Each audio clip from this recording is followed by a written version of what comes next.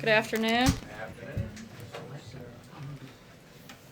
Obviously, the impending conclusion of the Schumer shutdown is leading media coverage today, and I'll get into that shortly, but want to start with a couple of other national security issues first.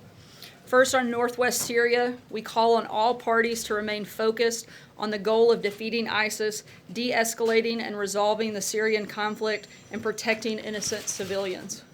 We hear and take seriously Turkey's legitimate security concerns and are committed to working with Turkey as a NATO ally. Increased violence in Afrin disrupts what a relatively stable area of Syria. It distracts from international efforts to ensure the lasting defeat of ISIS. It could be exploited by ISIS and al-Qaeda for resupply and safe haven, and it risks exacerbating the humanitarian crisis. We urge Turkey to exercise restraint in its military actions and rhetoric, ensure that its operations are limited in scope and duration, ensure humanitarian aid continues, and avoid civilian casualties. We want to ensure that Assad's brutal regime cannot return to Afrin, and we will continue working diplomatically to end the Syrian civil war. In Afghanistan, where terrorists attacked a hotel in Kabul, such attacks on civilians only strengthen our resolve to support our Afghan partners. We commend the swift and effective response of the Afghan security forces. Afghan forces, with our support, will continue to relentlessly pursue the enemies of Afghanistan who also seek to export terror around the world. We call on Pakistan to immediately arrest or expel the Taliban's leaders and prevent the group from using Pakistani territory to support its operations. Lastly, in regards to the government shutdown, we were pleased to see Senator Schumer accept the deal that President Trump put on the table from the very beginning, which was to responsibly fund the government and debate immigration as a separate issue. I have a statement here from the President of the United States that I will read.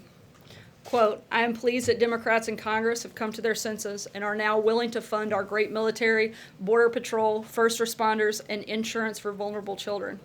As I've always said, once the government is funded, my administration will work towards solving the problem of very unfair illegal immigration. We will make a long-term deal on immigration if, and only if, it's good for our country." End quote. And with that, I'll take your questions. Jonathan. Sarah, how is the president going to work with Democrats when he's running a campaign ad that is calling them complicit in murder? How is he actually going to show leadership on this? Look, the president's number one focus is our national security. He's been very strong on discussing the need for border security and tying that directly to national security. That's a big focus of both the president's campaign at the time and also since he's become president. In terms of specifics of any ad running, those aren't being done by the White House, and I can't get into any details. But his position in terms of the need for border security and how that impacts national security is something we've talked about and been very clear on. So is he bringing the Democrats down here, bringing Republicans here, hashing this out? How's this going to be any different? We didn't see him over the weekend. He was only talking to Republicans. Obviously, if there's going to be a deal by February 8th, it's going to need to be a deal with Democrats.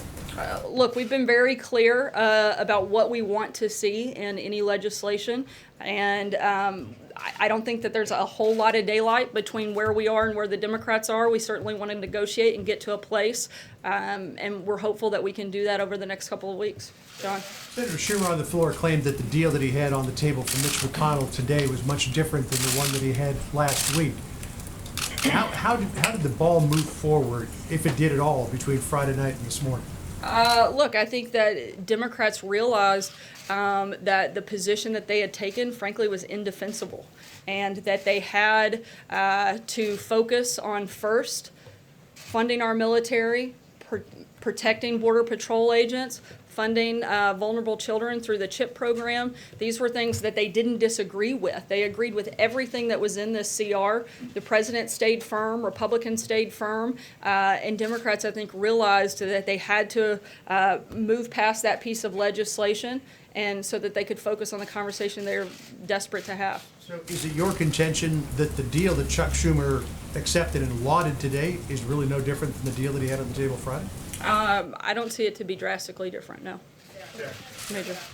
Just so we understand, is there no interaction, and was there no interaction between the president and the campaign committee in the creation of that ad? Did he approve it? That's something I wouldn't be part of that process, Major. I couldn't speak to that. But it's an It important says question. send on that- Donald Trump and I approve this message. Again, the president has some liberties that I don't. That would be something I would have to check on, but I would refer you to the campaign because they're the only ones that can speak specifically to Podium that describe issue. that as an accurate representation of his belief about what Democrats are and what their position was during the shutdown, that they were complicit and would be complicit in any future murders because of the shutdown. I think that if people are unwilling to secure our borders, that they're unwilling to end chain migration, unwilling to end the visa lottery system, unwilling to fix all of the problems that we have in our immigration system, and aren't willing to negotiate and actually do things that fix that system that we know to be problematic, then yes, that would be a problem and certainly allow for future incidents to take place. John? So just Sarah, real quick, is a two-year requirement required from the president for defense spending going forward? Is that one of his top goals for the budget negotiations going forward? Not just this fiscal year, but 2 years on defense? Look, I'm not going to negotiate with you here, but we've made clear that Expressed I'm not on the Hill. finished. We've made clear that that's certainly our preference. John? Thanks, Sarah. The president several months ago called on Congress to provide a legislative fix for those 700,000 or so DACA recipients. Is it his position that he would sign such a bill, a clean bill, or would he insist upon funding for that border wall with Mexico? Certainly, we want to make sure the president and the administration have laid out what we'd like to see. Those priorities haven't changed. A solution on DACA, into chain migration, into the visa lottery system, and funding for border security that would certainly include the wall. On another issue, tomorrow, I believe, is the beginning of the final round of negotiations concerning NAFTA, the North American Free Trade Agreement. How are those negotiations going right now? What we're hearing right now is that they're not going well. They haven't been going well over the first 5 rounds.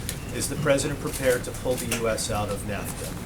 Look, we don't have any specific announcements, but we actually feel like things are moving forward. We're going to continue in those negotiations, but as the president has said many times before, he's going to make sure that he gets the best deal for America and American workers. That's still the focus, and that'll still be a topic of discussion as we move in these negotiations. Dave?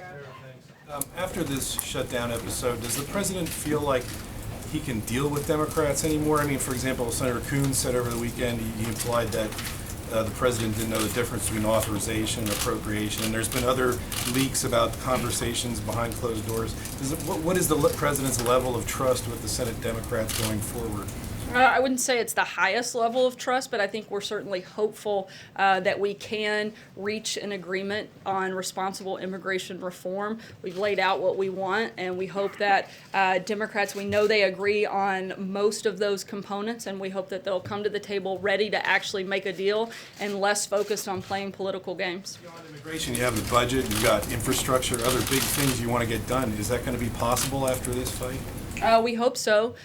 We hope that Democrats, again, will not play politics and they'll focus and put the needs of the country ahead of the political gamesmanship that they've been playing over the last couple of months. And we hope we can move that ball down the field on a number of issues, but starting with the budget and then moving into immigration. Peter? Would the president support a pathway to citizenship for Dreamers? We have said that we would support a permanent solution for those in the DACA program, and I think that would address that in that front. Clear about that. You must have some position on this. The president clearly has conviction on this issue. So does he support this divisive issue, a pathway to citizenship for these individuals? I think on the specific, the number of people that are already in that program, we do hope to find a permanent solution that would address that. To be clear, legal status versus pathway to citizenship, or does it not matter to the president? I think that's part of the negotiation process, but right now, again, we want a permanent solution for that program. But we also want to keep, a big priority for the administration is making sure we don't find ourselves having this same battle in 2, 3, 4, and 5 years down the road. So we have to have a responsible immigration reform that addresses a number of issues, not just the DACA program.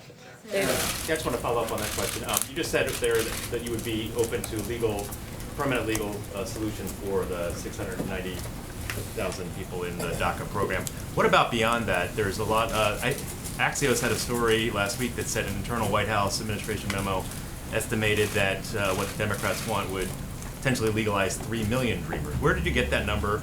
And what is the limit that the president has on how big this population of dreamers really is? I think the DREAM Act would be predicted to legalize 1.7 million. Where do you draw the line?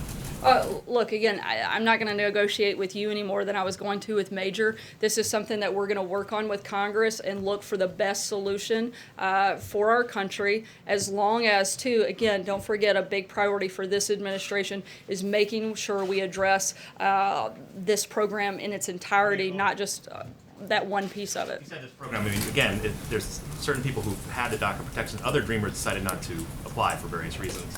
Is the White House open to addressing a deal in this go-round for a population that's larger than just those who had DACA? We're open to having a debate on a level playing field on this issue and negotiating that with Congress and making sure that we get the deal that meets the criteria that we've clearly laid out. Blake? Sarah, thanks. One clarification before my question. The president is still planning on going to Davos? As of right now, if all things go as expected this afternoon, with the reopening of the government, which we expect that they will, the president's delegation will leave tomorrow, and the president will continue on his trip later in the week. And my question, the priorities of a DACA fix, where exactly does that rank? Because when you talk about what needs to happen for a deal, diversity visa lottery program, the wall, ending chain migration, DACA, some other components up on the Hill may need to be worked in as well. The actual DACA solution, how big of a priority is that one component for the president? We look at all of those as equal parts in this process. That's why we laid out what we called our 4 priorities and listed that as one of them. So a DACA fix is on the same level playing field as the wall? Look, we know that that's going to be part of this negotiation. That's something the president has committed to do, but we don't want to do that without the other 3 components. It's like having a stool with 2 legs. It doesn't work very well. We want to make sure that we're addressing this more fully and in a responsible way, so that we're not just kicking the can down the road, but we're actually dealing with the issue more long term.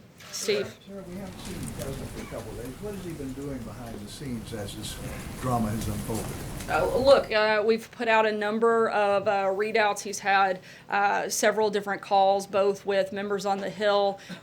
He has met with a number of his cabinet to manage the shutdown. That was a big priority for the president, was making sure that this was well managed and that it wasn't, as Director Mulvaney calls, weaponized as it was in 2013, and making sure that as we could make the impact of the shutdown have as little effect on Americans as possible. That's been a big priority for the president. I think that it certainly went much smoother than it has in the past, but also the president was putting pressure and standing firm on exactly what he was willing to do and what he wasn't, and it very clearly worked, because we're back where we basically started on Friday, and the Democrats have now allowed this to move forward. Hopefully the House will move this through quickly, and it'll be at the White House for the president to sign, and then we can start immediately on discussions on immigration reform.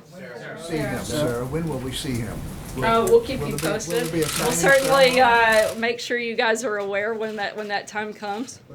Can we see him sign the thing? Or? Certainly possible, and we'll let you know as the timing of that still isn't finalized. We've got to wait on the House piece. There's also OMB and legal reviews that have to take place before it actually finally hits the president's desk, and so a little bit of that's just a timing and formality issue. David? I was wondering, are we going to see him today, regardless of what the House does or doesn't? We'll let you know. We'll keep you posted. Maggie? Sarah, just going back to the NAFTA discussions, does the president still have faith in Wilbur Ross? There was a report suggesting otherwise. Absolutely. I spoke with the president about it directly this morning. He has 100% confidence in Secretary Ross. He loves Wilbur, thinks he's doing a great job, and has been a strong advocate for the administration, and been a great leader when it comes to the trade discussion on steel, aluminum, and certainly his involvement in trade across the board with the administration. Cecilia. The president was very clear back in September when he said that dreamers have nothing to worry about. Is that still the case? I think we've been pretty clear that we want to find a solution on the DACA program, and we're going to hope that Democrats are willing to work with us to make sure we actually resolve this issue. John? There are a lot of dreamers in this country who are sort of living on pins and needles, not knowing what their fate is and has in store for them. What is this White House's message to that population of people? I think in this that they country? should storm Capitol Hill and protest there, because that is the place that has held up this discussion. Democrats are the one that shut this discussion down by forcing a government shutdown, by being unwilling to fund the government. We lost 4 days over this process of the conversation that should have been focused on immigration reform, fighting over this CR. If they had been part of the solution instead of part of the problem, then I think we would have already been further down the road in our negotiations on that package, and hopefully we won't have problems like that in the future. John? Thank you, Sarah. Two questions. The first on the obvious that's there. Congressman Tom Cole, a member of the Republican leadership, said over the weekend that to a member, Republicans in the House were committed to the three priorities the president laid out in the process of reopening the government. Is the president in cement on those three in the negotiations that are going to follow? The ending chain migration, the ending of the lottery, and the appropriations for the wall. Yeah, we've been clear those are our priorities when it comes to immigration. Non-negotiable. Look, these are the priorities we want to see in the package, and we're going to negotiate that with Congress, but we've been pretty upfront. I think I've said it about 30 times already today. Those are the priorities and the principles that we've outlined that we want to see in any legislative package that the president signs. Mara? My other Sorry, question, second question, Sarah, is on a completely different subject. Monsanto and Bayer, who are two giants in the seed industry, are preparing to merge. Their CEOs have met with the president, and many fear that this is going to lead to a monopoly for them and in the seed industry and raising the prices, which will hurt the farm community. Is the president in favor of the merger of Monsanto and Bayer? I haven't spoken with him about that, John. I'll have to get back to you. Mara? Thank you. I understand that you guys have laid out your criteria for what you want in a deal, but is the president saying that on March 5th, if he doesn't get what he wants from the Democrats in those other areas, that he will begin to deport the Dreamers? We haven't determined that. We're hopeful that we don't have to do that and that we don't have to get there. We would like Democrats to get serious about actually solving problems. They say they want to have this conversation. They say they want to negotiate, so much so that they were willing to shut down the government. If they're that willing to go that far, surely they'll be willing to come to the table and talk about real solutions and get something done. Remove the deportation protection from the Dreamers. The president is the one that enforced the law. Yes, he is. That is his job as commander-in-chief. He did that, absolutely. One other question. The president's But let's be clear, but that is because of Congress's failure to actually address the issue. They're the ones that actually pass and make those laws, and the president gave a 6-month time frame in order for them to do that. And now I think all of America is counting on them to show up and make sure that happens. And just one more. The president's son, Eric, said that the shutdown was a good thing for us, meaning politically it was a good thing for the president and his party. Does the president agree with that? I haven't spoken to him about those comments. Sorry. Darlene? What is the guidance on how quickly the government would reopen and how soon workers would be expected to be back at work, and national parks and other facilities that were closed will reopen? Again, most of those parks, they tried to maintain and keep those open. Unlike in past shutdowns, they really tried to minimize the impact on the American people.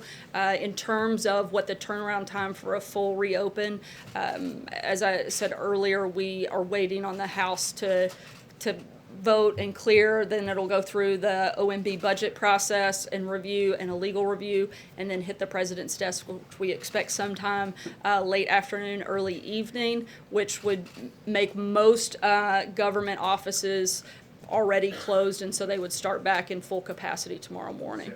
And if that changes, we'll certainly let you guys know, but that's sort of what we tentatively expect at this time. Stephen? I'm hoping to give you a chance to respond to the criticism that Senator Schumer lobbed over the weekend. In addition to saying that the president negotiating with him is like negotiating with Jell-O. Today, the senator said that the great deal maker sat on the sidelines. Was it a concerted effort on the president's part not to reach out to him this weekend? Was that part of his strategy? Look, what the president did clearly worked. The vote just came in 81-18. I would say that those numbers are much more in the president's favor than in Senator Schumer's favor. I'm not sure what changed for him and what he gained other than maybe Nancy Pelosi taking a bunch of Republican members out for dinner to celebrate their shutdown. I'm not sure what other positive things came out of this weekend for Democrats. Yeah, sorry, Democrat members. I'll take one last question. Kristen? Just following up on that, in addition to Chuck Schumer saying the president negotiates like Jell-O, even Leader McConnell said he wasn't completely clear on where the president stood when it comes to some of these immigration priorities. So is the president shifting his policy positions behind the scenes under pressure from his conservative base? Not at all. The president, as well as the administration, we've laid out clearly in a 3-page memo what our priorities are, what our principles are for this process, and we have been very consistent on that front. Jason Miller and John Kelly have veto power over any immigration deal. Jason Miller doesn't work in the administration. The only person I'm aware of with veto power in this country is the president. Thanks, guys. Take one on Pence in Jerusalem.